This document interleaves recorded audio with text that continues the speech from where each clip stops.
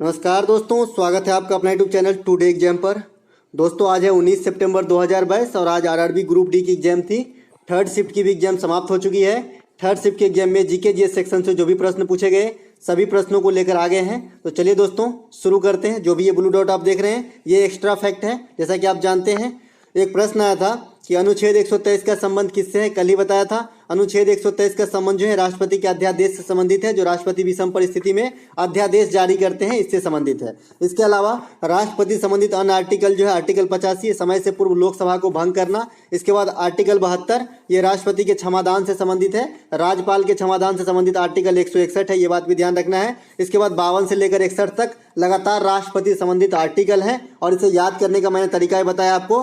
पकानी Coca दियोदशम, प से पद, क से कार्यपालिका, नि से निर्वाचन। इसके बाद में आपका है द से दिशा, द से हो जाएगा स से शपथ, म से महाभियोग और द से दिशा निर्देश। तो इस प्रकार से आप बैठा सकते हैं। एक एक वर्ड का मीनिंग है। यो से योग्यता हो जाएगा। ठीक है। एक प्रश्न यहाँ पर आया था कि इनमें से कौन सा बांध गंगा नदी पर बने हुए हैं। तो ये फरक्का बांध बने हुए हैं गंगा नदी पर, जो कहाँ स्थित है, पश्चिम बंगाल में स्थित है।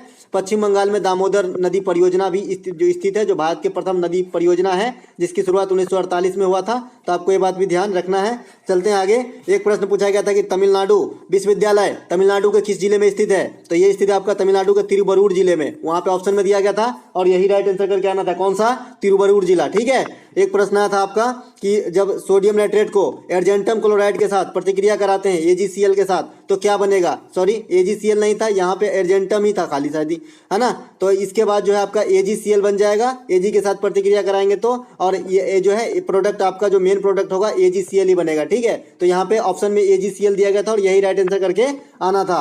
एक प्रश्न यहाँ पे पूछा गया था कि उच्च न्यायालय के न्यायाधीशों की सेवानिवृत्ति की उम्र क्या है। तो उच्च न्यायालय के न्यायाधीशों की सेवानिवृत्ति की उम्र जो है आपका 62 वर्ष है अभी। ठीक है। ये 65 वर्ष के लिए जो है नियम बना है लेकिन अभी तक लागू नहीं हुआ है शायद। तो देख लीजिएगा इसका राइट आंसर क्या है। मुझे भी इसमें थोड़ी सी जो है हिचकिचाहट है, कंफर्म नहीं बता सकता। ठीक है। तो अकॉर्डिंग टू ऑप्शन अगर 62 नहीं होगा तो फिर 65 हो जाए, क्योंकि इस पे बात चल रही थी कि उच्च न्यायालय के जो न्यायाधीश की उम्र है उसे 65 वर्ष किया जाए। ठीक है। और जो सर्वोच्च न्यायालय है उसका तो पहले से ही 65 वर्ष है, और जो सत्र न्यायालय है जो नीचे तबके के हैं उसका पहले 60 था और इसके 62 किए जाने की बात कही जा रही थी। तो ये जो है लागू हुआ कि नहीं इसमें मैं थोड़ा कंफर्म नहीं हूँ। एक प्रश्न आया था कि सूर्योदय और सूर्यास्त के समय सूर्य लाल क्यों दिखाई देता है। तो सूर्योदय और सूर्यास्त के समय सूर्य लाल जो है प्रकाश के प्रकीर्णन के कारण दिखाई देता है। एक प्रश्न आया था, इसके अलावा एक एक्स्ट्रा फैक्ट है यहाँ पे कि पानी में डाला हुआ सिक्का या पानी में पड़ी हुई मछली आपको थोड़ा सा ऊंचा उठा हुआ प्रतीत होता है, या फिर कोई भरे हुए बाल्टी में एक लोहा का रड रख दीजिए तो रॉड जो है टेढ़ा दिखाई पड़ता है। ये प्रकाश के अपवर्तन के कारण दिखाई देते हैं। मिर्ग मरीच का जो होता है हेलुसिनेशन, ये आपका पूर्ण आंतरिक परावर्तन के कारण दिखाई देता है। हीरा का चमकना पूर्ण आंतरिक परावर्तन। इसके बाद जो ऑप्टिकल फाइबर जो संचार वगैरह में उपयोग किया जाता है, एंडोस्कोपी वगैरह में उपयोग किया जाता है, ये आपका जो है पूर्ण आंतरिक परावर्तन के सिद्धांत पे ही कार्य करता है। एक प्रश्न आया था कि इनमें से कौन सा यमुना नदी की सहायक नदी नहीं है। रिपीट किया हुआ प्रश्न है। तो यमुना के सहायक नदी आपका चंबल है, केन है, बेतवा है। इसके अलावा जो भी रहा होगा ऑप्शन में वो आपका राइट आंसर हो जाएगा। बात करें यमुना नदी, तो यमुना नदी जो है गंगा नदी की सबसे बड़ी सहायक नदी है, और दूसरी सबसे बड़ी सहायक नदी गंगा की तो ये सोन है। सोन कहाँ मिलती है? पटना के समीप, वो भी दक्षिण के दिशा से, उल्टी दिशा से आके मिलती है गंगा में। ठीक है। गंगा की जो प्रथम सहायक नदी हो जाएगा ये राम गंगा हो जाएगा भारत के अंदर, और सबसे लास्ट सहायक नदी जो है ये महानंदा हो जाएगा भारत के अंदर। इसके बाद गंगा नदी बांग्लादेश में प्रवेश करती है और पद्मा के नाम होते हुए जो है आपका बंगाल के खाड़ी में समा जाती है।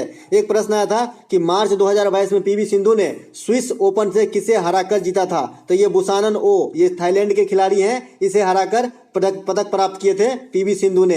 ठीक है। ये 27 मार्च की शायद घटना है। ठीक है। इसके बाद अगर कोई बच्चे बोल रहे हैं कि राष्ट्रमंडल खेल में पीवी सिंधु ने किसे हरा के जीता था, तो कनाडा के मिशेल को हरा के जीता था राष्ट्रमंडल खेल में। ठीक है। वो भी स्वर्ण पदक जीते थे राष्ट्रमंडल खेल में। तो दोनों में से जो भी क्वेश्चन होगा आपको दोनों का आंसर मैं यहाँ पे दे दिया हूँ, क्योंकि बच्चे जो है बड़े जल्दी में होते हैं, आधा आधा क्वेश्चन ही बता पाते हैं। ठीक है। तो कुछ क्वेश्चन जो है आधा आधा से ही जो है उसको जोड़ा जाता है, और जो भी मिलता जुलता रहता है तो एक आध क्वेश्चन इसी प्रकार के रहते हैं जो मैं पहले ही आपको बता दिया है। एक प्रश्न पूछा गया था कि बेकिंग सोडा को गर्म करने पर कौन सी गैसीय प्रोडक्ट बनती है। तो बेकिंग सोडा को आप गर्म करेंगे तो कार्बन डाइऑक्साइड गैस मुक्त होती है। ये भी रिपीटेड प्रश्न है, तो यहाँ पे कार्बन डाइऑक्साइड आंसर हो जाएगा। रासायनिक नाम क्या है बेकिंग सोडा का? सोडियम बाइकार्बोनेट होता है। सूत्र क्या होता है? NaHCO3 होता है। और जो धोने वाला सोडा होता है धोवन सोडा Na2CO3 होता है। उसके बाद जो कास्टिक सोडा होता है NaOH होता है। तो ये सब बात रखना है। इसके बाद जो है कैल्शियम जो आपका ये क्या बोलते हैं उसको, जिप्सम से क्या बनता है, प्लास्टर ऑफ पेरिस, उसका नाम आपको जरूर याद रखना है CaSO4 हाफ H2O।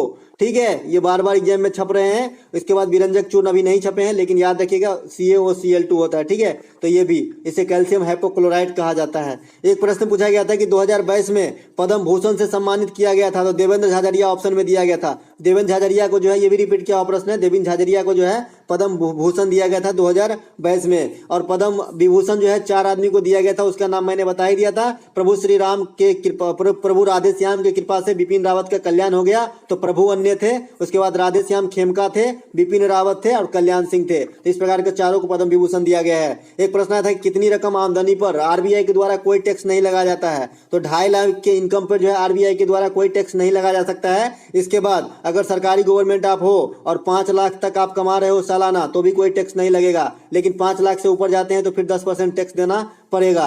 चलते हैं आगे। एक प्रश्न पूछा गया था कि आवर्धन क्षमता का SI मात्रक क्या होता है, तो आवर्धन क्षमता बराबर -U/V होता है, लेकिन -V/U होता है, लेकिन इसकी आवर्धन क्षमता जो है कि का मात्रक कुछ भी नहीं होता है। ठीक है, तो आवर्धन क्षमता का मात्रक कुछ भी नहीं होता है। इसके बाद एक अपेक्षिक आर्द्रता आता है, इसका भी कोई आवर्धन मतलब मात्रक नहीं है, ये भी ध्यान रखिएगा, इसका भी कोई मात्रक नहीं होता है। अपेक्षिक आर्द्रता को हाइग्रोमीटर से मापा जाता है। चलते हैं आगे। एक त्योहार पूछा गया था, सोलुंग त्योहार किस राज्य में मनाया जाता है, तो सोलुंग त्योहार जो आपका अरुणाचल प्रदेश में मनाया जाता है। अरुणाचल प्रदेश में आपका लोसार भी मनाया जाता है, लोसार। ठीक है, तो ये भी ध्यान रखिएगा। चलते हैं आगे। एक प्रश्न पूछा गया था कि आवर्त सारणी में नीचे से ऊपर जाने पर परमाणु की संयोजकता पर क्या प्रभाव पड़ता है, तो परमाणु की संयोजकता पर आवर्त सारणी में नीचे से ऊपर जाने पर कोई प्रभाव नहीं पड़ता है। वहीं वर्ग में अगर ऊपर से नीचे आप आ रहे हैं तो जो है परमाणु का आकार इंक्रीज होता है, अगर नीचे से ऊपर जा रहे हैं तो परमाणु का आकार डिक्रीज होता है। ठीक है, आधुनिक आवर्त सारणी में बात कर ले तत्वों की, तो तत्व आपके जो है 118 हैं। कितने हैं? 118 तत्व हैं। 91 धातु मेटल हैं, 20 जो है नॉन मेटल है, 7 जो है सेमीकंडक्टर टाइप का है उपधातु, इसके बाद 24 जो है सिंथेटिक तत्व है, कृत्रिम रूप से बनाए गए हैं। ठीक है, इसके बाद आपको प्राकृतिक तत्व पूछेंगे तो 91 में से घटा दीजिएगा 24। ठीक है, तो ये भी आंसर हो जाएगा एक।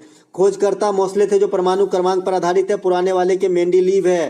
ठीक है, पुराने वाले की मेंडलीव है। दोस्तों आप लोगों से अनुरोध है कि अगर आप लोगों में से किसी का एग्जाम रहता है तो आप मुझे है किसी भी वीडियो में कमेंट कर दिया कीजिए। मैं पोल डालना अगर भूल जाऊँ तो इसमें पोल डाल ही देता हूँ। आज कुछ बच्चों ने यहाँ पे क्वेश्चन पोस्ट किया है, लेकिन कम क्वेश्चन पोस्ट किया है, तो आप लोगों से अनुरोध है कि अगर क्वेश्चन आपको एग्जाम रहे तो क्वेश्चन पोस्ट कर दिया कीजिए। क्या है, मैं दूसरे तक भी पहुंचा दूं, क्योंकि कभी कभी क्वेश्चन मिलना बहुत मुश्किल हो जाता है। ठीक है, कभी कभी जो है कम क्वेश्चन मिल पाते हैं। जैसे त्रिक का नियम किसने दिया था पूछा गया, तो त्रिक का नियम जो है डेवोनियर ने दिया था। ठीक है, शीतलन का नियम कौन दिया था, तो शीतलन का नियम न्यूटन ने दिया था। गति का नियम कौन दिया है, ये भी न्यूटन ने दिए। गति के कितने नियम दिए हैं, 3 नियम दिए हैं। इसके बाद आनुवंशिकता का नियम कौन दिया है, तो ग्रेगरी मेंडल ने दिया है। अष्टक का नियम कौन दिया है, न्यूलैंडस ने दिया है। तो ये बात सब आप आने वाले शिफ्ट के लिए याद रखेंगे।